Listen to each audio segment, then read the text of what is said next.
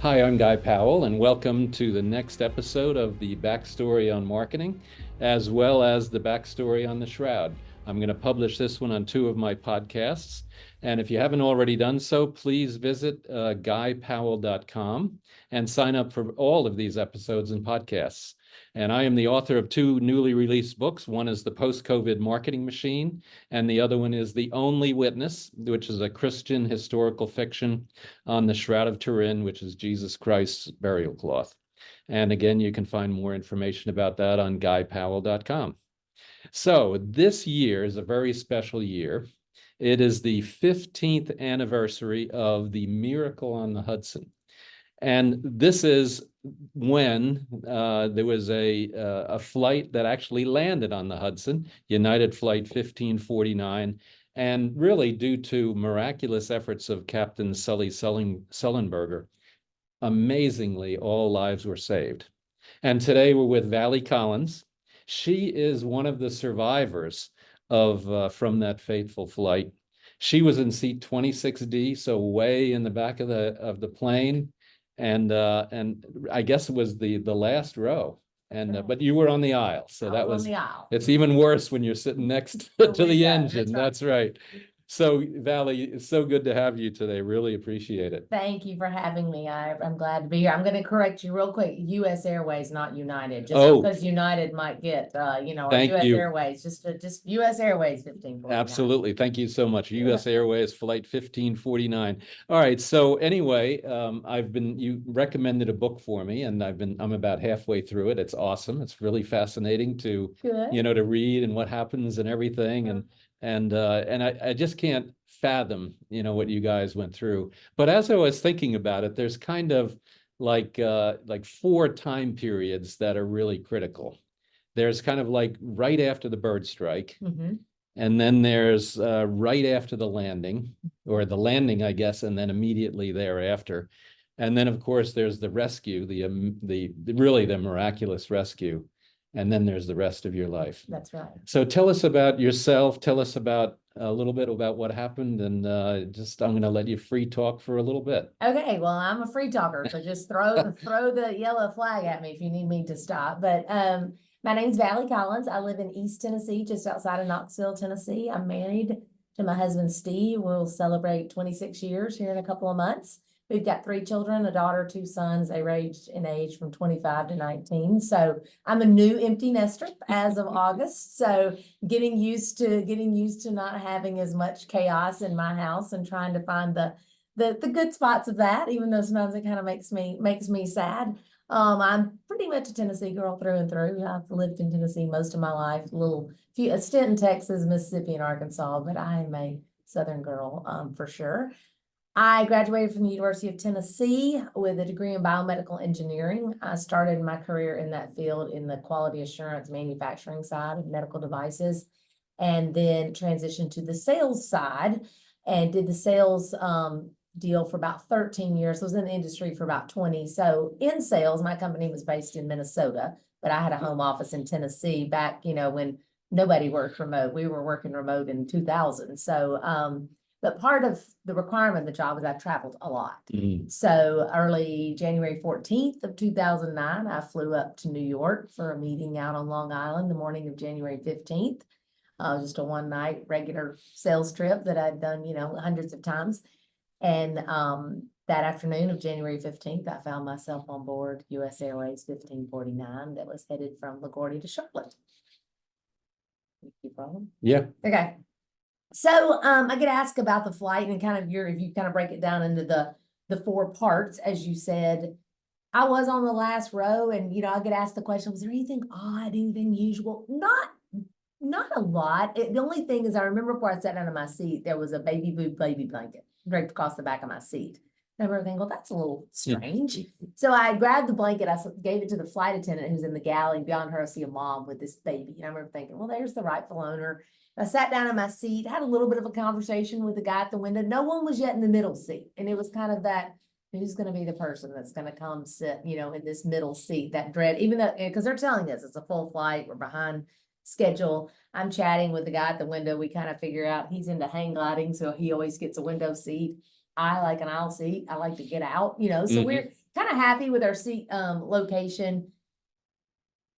They closed the front boarding door. We started backing away from the gate. And that's when there's joy. That's when there's joy because number one, we're leaving because we were late and there had been weather in the New York area that morning. It had moved out. So I was just glad that, all right, I'm going to make my connection in Charlotte because I was going to connect from Charlotte on to Knoxville. And we're backing away from the gate finally, and no one's come to sit in the middle seat. So I literally looked at my seatmate, and we hadn't exchanged names, but we'd been chatting, and I was like, well, this is going to be our lucky day. Look how lucky we are. We got all this elbow room to Charlotte. Well, little did I know how true those words would be in less than, 10 minutes. I am asked a lot of times, well, why did y'all have this empty seat? There was 155 people on board. It's a completely full flight. And that's because that baby counted as a passenger. So with airlines, with planes, you can only have so many souls on board. It's not so many how many people are in the seats, it's how many lives are on board. So that's why we lucked out, if you will, and had the empty middle seat. Not too long after takeoff, maybe a minute and a half, 2 minutes, about 2,800 feet, as it was our altitude, we heard this boom. So part two, the birds hit. Yep. And it was a loud noise. The plane sort of dropped a little bit. I looked at my seatmate because I knew he was looking out the window. He told me. I looked out the window. I was like, what is that?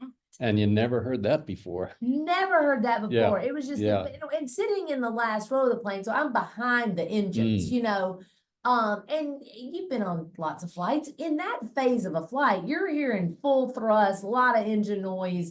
You're climbing. Well, all of a sudden, it's just this boom, boom, boom. I tell people sometimes it's like tennis balls in a dryer, it just boom, boom, boom, and then just stopped. And then I looked to my left and I smelled smoke and this awful odor. I didn't see like flames of fire. You just smelled like it was burning goose flesh is what it was, where the birds had gotten sucked into the engines. And at that point, I knew it was a pretty serious situation because about 10 years before, I'd been on a turbulent flight, and there was a pilot who had leaned over because he could tell I was nervous. I was a little scared, and he told me, he's like, don't worry about turbulence.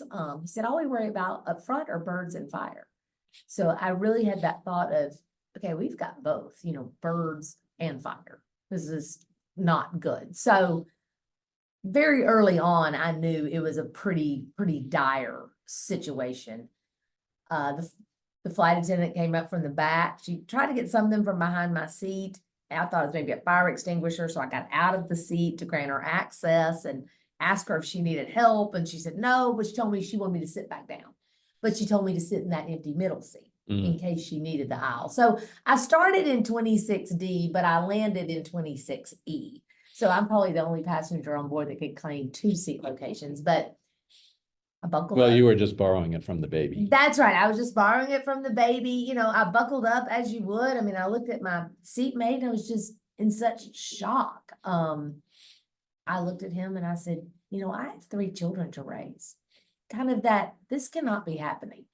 I have 3 kids to go home. I joked, but like nobody else on board had anything to live for. Right. But and he's a man of faith. I remember, I shouldn't say that, but I do remember when we boarded, he had one of those rubber bracelets on that had the WWJD. And he looked at me and he said, I have a daughter and I'm going to see her tonight. Well, I so wanted to believe him. I thought, he's got faith that this is, but I really didn't. I really didn't believe him. Because, well, but did you have faith in Christ at that moment, or?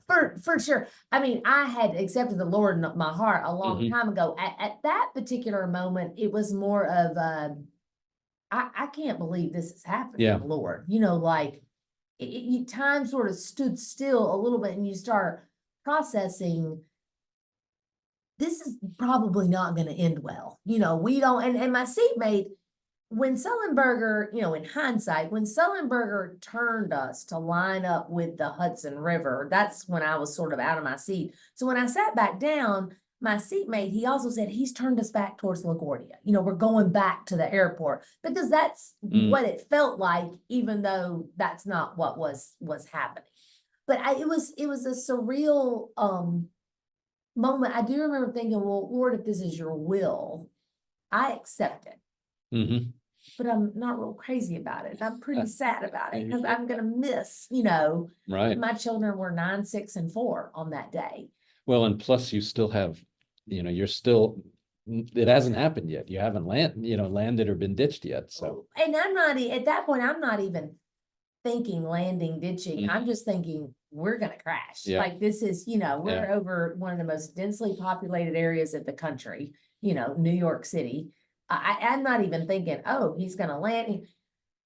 And so you're all in your thought. I'm all in my thoughts. I'm in my, okay, if I am gonna die, at that point, 3 of my 4 grandparents were still alive. I had one grandfather pass away. He was a very strong man of faith. And I thought, well, Daddy Smitty's gonna be there waiting on me. He'll be at the pearly gates and we'll play around the golf or whatever you get to do in heaven. But I remember just seeing his face thinking, well, okay. So there was, I guess, a moment, of acceptance. But, in about that same moment was when you're kind of snap back to reality, and I hear Captain Sullenberger come over the PA system, and he just says, "This is the captain, brace for impact." That must have caused a shudder. That gets your attention. Yeah. That you can brace for impact. And then my seatmate, who's still looking out the window, so I'm, brace for impact. I'm bent over. I've read the safety card. I'm folded over like a sandwich with my arms underneath my legs. And my seatmate says, he's still looking out the window, mind you. And he said, "Be ready, we're going in the water." And then I thought, I guess that's the kind of type A engineer in me brain turns on. And I'm thinking, okay, airplane water landing. Most likely we're going to cartwheel. Plane's going to bust into a lot of different pieces. So Vallie, if you're conscious, swim to the light. And that's what I told myself. Just swim to the light. And when I speak, I tell audiences, I think this is an example of one of those times where like mentally what we get ourselves prepared for has a whole lot to do with how well we accept the reality of the situation when it occurs. Because mentally, I got very prepared for the very worst. Yeah. Yeah. And it wasn't sudden is the worst thing, I think, because you still have seconds or whatever it is to wait on whatever's going to happen. Right. From the time that the birds knocked out the engines to the time we landed on the Hudson River was right at 3.5 minutes. And you think 3.5 minutes, that seems so fast, but I would challenge people, take 3.5 minutes and do nothing except think, this is my last living moments. And it's a long, long time. Oddly enough, my middle son, we went to a Christian retreat quite a few years back in California. And it was kind of it's a bonding parent-child kind of type thing. And one of the exercises was to sit on a log, face each other, and look in the other person's eye for 3 minutes and not look away. And it's sobering how long 3 minutes can be. And even for my son, who was, I think he was only 16 at the time, he, afterwards he was like, "Mom, I mean, it was that long that you kind of," jokingly, I'll tell people, 3.5 minutes, that's a commercial break. You can go to the bathroom, Yeah, pop some right, popcorn. I mean, so went off on a little bit of a tangent there, but it's a fair amount of time that you have to think about it. And I think that time, and for me personally, the awareness, how early I realized we had a problem, I think that's a direct line or correlation to kind of the post-traumatic stress, the after effects, is how long versus I've been in a car accident before and, just boom, hits you out of nowhere. I mean, like, you don't have any time to prep for it. It happens so quickly. We had a lot of mental time. So, and plus you're in the back of the plane. So you're probably also thinking, well, do I go out the front way or do I go backwards or? Yeah. So when we landed, after we hit the river and landed and seemingly stopped, we never really stopped because there's a current, with the river. I knew, okay, I'm on the last row. The closest exit, is behind me. So I immediately go to that rear galley. I did not think about going forward at all. I immediately thought closest exit is the back. I had the conscious thought of leaving my purse, leaving my belongings. I thought I need both arms to get all that can be replaced. I do remember having that thought. And then when I got to the rear galley, I was the first passenger back there. And the flight attendant, she doesn't realize we're in the water at this point. Hmm. She's trying to crack open the left rear door. Well, I went over and tried to help her do that, but we're not gonna get the door open. The water pressure outside is so much stronger, you Right, know, than she and I are. right. And then she looks around, she says, oh no, we're in the water. And she said, go to the wings, you have 2 minutes. And so she moved forward towards the wings. More passengers are in the rear galley. They're trying to get the left rear door open. It won't open either. And really, God, this is where I probably had my scariest moment, because in a matter of seconds, the water went from my ankles to above my chest. And it was 35-degree water. Cold, like Titanic cold, needles in your body cold. And up to that point, one of my biggest irrational fears had always been being in a car, going over a bridge that went off the bridge, your car was going underwater and you were trapped and you couldn't get out. Well, here I found myself in this airplane galley filling with water and nowhere seemingly to go. I mean, people in front of me are trying to come to the back as well, thinking closest exit is the back. And I'm 100% sure we're not getting out the back. I mean, the back is sinking. So I just put up my hands and told people, like, go to the wings, start moving to the wings, just as loud a voice, Southern voice I can muster. Just and people started to hear me and they turned and we moved towards the wings. One of the things that, as I was reading the book, and I also just watched the movie Sully, and one of the things that really I thought about was leadership in a crisis. And, you know, so you have certainly Sullenberger, he's sitting up there, you know, brace for impact. And then you have the flight attendants there saying brace, brace, brace. And I can't remember what the rest of it is. I'm sure you know that perfectly, but brace, brace, brace. And then, but to get off, to take them to chaos, which I would imagine took place. And then they had to lead because they're really at that point, they're kind of in charge of chaos. It's chaos. I mean, I tell people, you know how chaotic was you're trying to get off an airplane that's parked at the gate. Yeah. You know, and it's Sully. I love the movie Sully. I thought it was great. I tell Tom Hanks could read the phone book and I would be entertained. Of course, we don't even have phone books anymore, but back when we did, but the evacuation scene in the movie didn't really line up with reality. They got it pretty calm in there. They're like, here, have a blanket. It's cold out there. So that's kind of the Hollywood version of the evacuation scene, because it was chaotic. Because people are in shock. People and if you're up to your neck and the water's rising, right. You know, now we know that when we landed on the river, the Sullenberger, and rightly so, but the tail of the airplane came down first, just like the way you land on a runway. So the APU, the auxiliary power unit, fell off the tail of the plane. So there was a big hole right underneath that rear galley where all the water was rushing in. You know, there was a little bit debate. Well, cracking open the rear doors, did that create the water? And I don't think it did. I think it's the big hole where the APU fell off that created all the water. So you're just trying to. There was that surreal moment, and I remember thinking, "Oh Lord, please do not let me drown." Like, I do not want to drown. Kind of this moment of, okay, this plane is landing in the river. It's in one piece. And I didn't even know it was a river. We could have been in the Atlantic Ocean for all I knew. Like, I didn't know I'm in the Hudson River. There was just this, you know, I didn't know where I was, or the East River, or where we are. But there was this, wow, the plane held together. I'm still alive. Didn't think I would still be alive. And now I'm going to drown in this galley.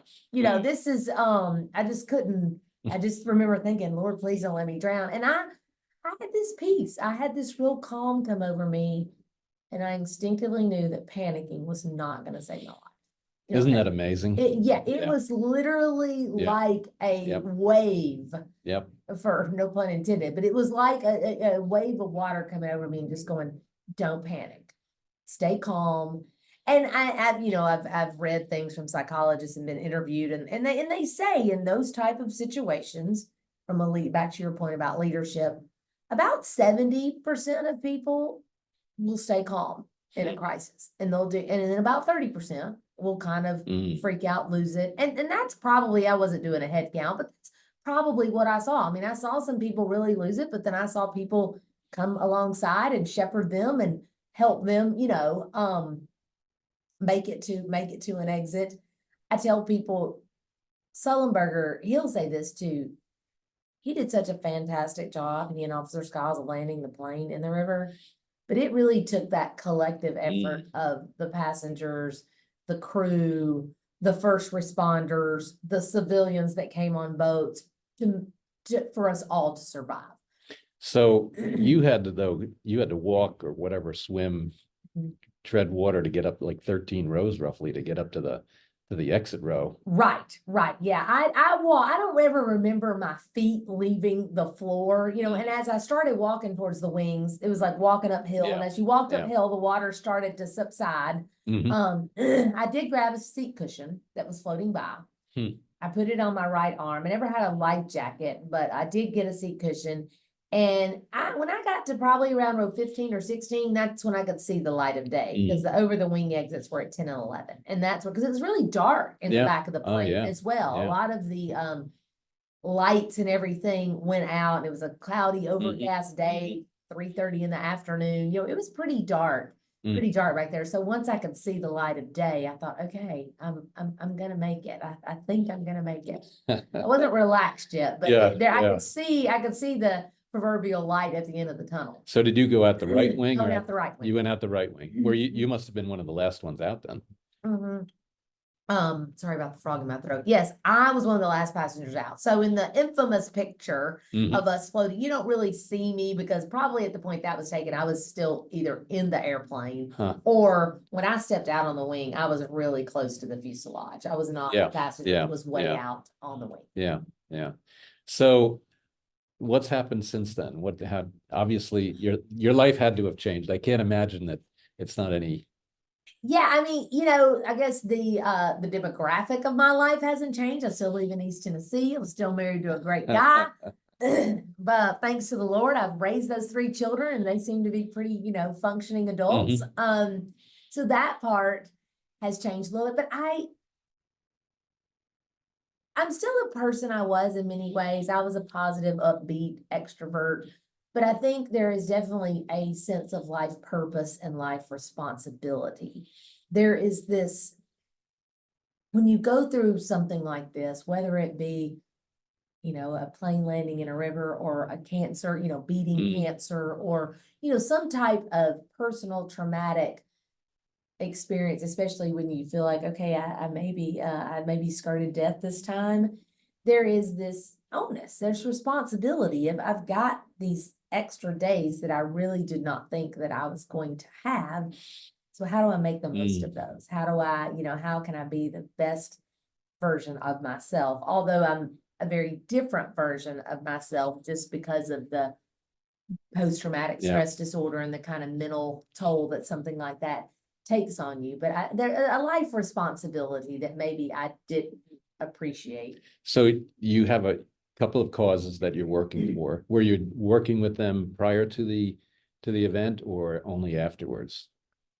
I was serving on a board for our local city schools foundation. So I was starting to do some things like that. Honestly, at that season of my life, up into that season of my life, I had been college, getting the career developed, birthing children. I didn't have as much time in my schedule sadly to be able to give back to my community. I'd always been pretty involved with our church and things, but really the boards that I serve on now have come much more after that experience than before. Just that. So tell us what the causes that you're working with. Tell us about those. Probably the 2 that I work the closest with. First is called Loved One International. It's based out of Brentwood, Tennessee, so near Nashville. And our purpose, we're a Christian-based organization, but we are a 501c3. That is, we take care of malnourished babies in Uganda. So we have a center in Gulu, Uganda, where we work with a lot of different districts around Gulu, but many babies are brought to our center, but we also go and do village outreach and bring malnourished children to the centers. We also have an arm of what we do that is home-based care. So children that maybe aren't severely malnourished don't need to necessarily go to the hospital and ultimately come to our center, but maybe through nutritional education with their families and their villages and helping them with the right foods, we can get them back to a healthy state. So most babies that are malnourished that come to our center, they stay there 8 to 12 weeks till we can get them back to the level of healthy, and then we resettle them back with their families. You know, we're not an orphanage. We don't do adoptions. Our whole mission is to rehabilitate those young lives and Stabilize them and then. stabilize them, Yeah. get them back. And then we found those children are a true testament in their villages because they come back healthy, and where they were withering and dying, and food and things, there's just such scarce resources. So sometimes when babies are dying and a mother doesn't have access to medical care, she doesn't have access to the food, and she's got 4 other children to feed, she's just at a loss. But then when that child comes back, no longer now malnourished and healthy and thriving, it opens up that conversation of, okay, who is this organization and why did they do that? And what is and that's where we're able to, you know, share the word of Christ with them. And What a way to change their lives, son. right. We, you know, our founder, who has been one of my dear friends for about 40 years, it's hard to go out and tell someone who is literally starving about Jesus and his love for them. You know, it's better to, okay, let's show them Jesus' love and show them what love and nutrition and food can do and care. And then it opens that door, that conversation. Well, it's interesting because that's kind of what the old missionaries would do, is they'd first provide healthcare, get the health going and get it back to, like, just like you're doing, stabilize them so that they can go back to their families or whatever. And then once that kind of worked on, then it was, get them into education and things like that. Yeah. So it's more or less it's a missionary activity. Yeah, it is. And it's also our center. We're in a temporary facility right now. We're building our new center that will, our grand opening is set for June. But all of our staff, we employ about 75 people on the ground, and they're all Ugandan. So it's also impactful too, that we are able to employ people, provide them, a good wage, provide them insurance, hopefully a place to work that they love. And it's allowing them to provide for their families. So, it kind of comes full circle, and it's a lot of times we're just so blessed to get to do this. Like, how lucky are we? So I go to Uganda a couple times a year, which forces me to get on airplanes for a long time. And so how hard is that? That's got to be really hard. It gets easier. Time helps. Those first 5 years getting on airplanes, whether it was a 20-minute flight or a 20-hour flight, were tough for me. But my little grandmother, when I was kind of struggling that first year about flying or not flying, she said, "Well, Vallie, if you run into one thing, you'll run into something else." So I thought, well, that's true. Yeah, that's true. I'll just keep flying. And so do you think driving a car is safer than flying a plane? No. Flying a plane is much. I tell people, a lot of times when I speak, they'll be like, they'll say, "What's the most dangerous part of the airplane trip?" I'm like, the drive to the airport in your car. That's the most dangerous part of your airplane trip. I think if we all were made aware every day of every fatality in cars, probably none of us would get in our car. It's just with planes, there's a lot of people at once and everybody hears about it. Yeah. So, but no, it is statistically definitely the safest way to travel. And what happened to us, I believe, I hope I'm not misquoting this. I believe the NTSB said the likelihood of birds to knock out the engines, both engines of a jetliner, was 1 in 8 billion. With a B. Yeah. So it's just one of those. So that is 1 in 8 billion. That's so small that technically it should never happen again. Technically, it should never happen again. It technically should. And there are 8,000 to 9,000 bird strikes a year on airplanes. Very common. But one engine, you fly back to the airport, no big deal. So it's just totally one of those. Well, I was surprised in the book that I was reading, and that how many bird strikes there are. It's tons. It's tons. It's a lot. It's very common, but not. And I also think, I don't know that. I think we were 16-pound Labrador geese. I think they were very, very large birds. I think they're used to maybe taking in a sparrow more often, but anyway. Yeah, well, they're supposed to survive a sparrow or something like that. Right. I believe I was told General Electric, when they're building those engines, they'll throw like 8-pound frozen turkeys at those engines. But these are like twice the capacity of what they were built to handle. The other board I'm currently serving on is more local, if you will, in my county where I live in Tennessee, Blount County, but it's New Hope Children's Advocacy. So we are a center that helps abused children, whether it be, physically, sexually. It's a place for them to come tell their story one time. And we have forensic interviewers, we have all the video equipment, we have the district attorney, we have the police, everybody they can get the medical exam one time. So that child, years ago, there was a little girl in Alabama who had been abused, and by the time she got to the courtroom, she looked at the judge and she says, "Why have I had to say this 6 or 7 times?" Because by the time she told Right. So that's what our advocacy center does, is for those children to be able to come tell what happened to them, hopefully prosecute their offender. And then we also offer therapy services after the fact to rehabilitate that child and their family. And I imagine that's a long process. It's a long painful process, and we want to work ourselves out of a job. But sadly, things still happen. But so I think children and things for children are definitely a common theme. Yeah, that's for sure. In the work that I do. I work with the City Schools Foundation with our schools. Okay. So kind of have a heart for kids. Yeah, absolutely. Well, that's wonderful. Well, Vallie, thank you so much. Very interesting. Is there anything else you'd like to mention that we haven't talked about? No, I don't think so. I just, I tell people every day's a lucky day. So Yeah. just try to live it to the fullest. Yeah, absolutely. I'm sure that's probably very different than before. Oh, for sure. The perspective that I have after this experience is just that you can't put a price tag on it. So how do you like telling your story? Is that now still something that adds and gets your message across about that, or? Yeah, I do. I enjoy telling my story. I never flew US Airways. Like, that was my first flight with them in 5 years. I was a platinum on Delta, but it was a $800 less ticket. That's why I'm on the last row. And so for a lot, there are other people on board our flight that took that flight every week. That was just part of their life.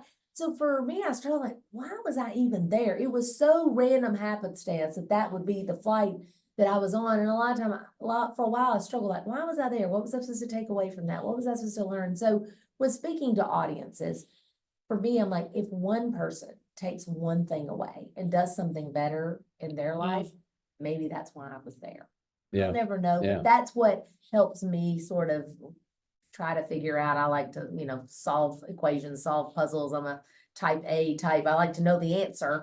But so telling my story, as long as people want to hear it, this wasn't something I set out to do. I got asked once, and then it just sort of snowballed from there. And if I never tell it again, that's okay. But if I tell it 400 more times, that's great too. Absolutely. Well, I like your message too of if just one person learns something, because I use that as well. Just one. Right. Just one. Right. And that's that's very hard to do. Very hard and to do. Yet, you get one, and then you can get another, and then maybe they'll actually, convert other or affect others as well. Right. So, or share. And they're little kind of like, I call them God winks, if you will. Sometimes I've gotten done speaking, and I'll be like, anybody have any questions? And nobody will ask a question. Everybody's bashful, and I'll be getting ready to leave, and the 6'3" Marine comes up with tears in his eyes and says, "Thank you for talking about PTSD." So it's those kind of little moments. I'm like, okay, well then maybe there is some purpose or meaning to it. I'm sure there is. There has to be. Well, there is. I'm absolutely. Vallie, thank you so much. It's been very interesting, and what a story. And I hope then, the same thing that, listeners on my podcast will get the same kind of inspiration out of what you have to say. And again, thank you so much. Thanks for having me. I appreciate it. Absolutely. So this is Guy Powell, and feel free to visit guypowell.com if you'd like to learn more about my podcasts and then also about Vallie. Thank you very much. Thanks for having me. Okay.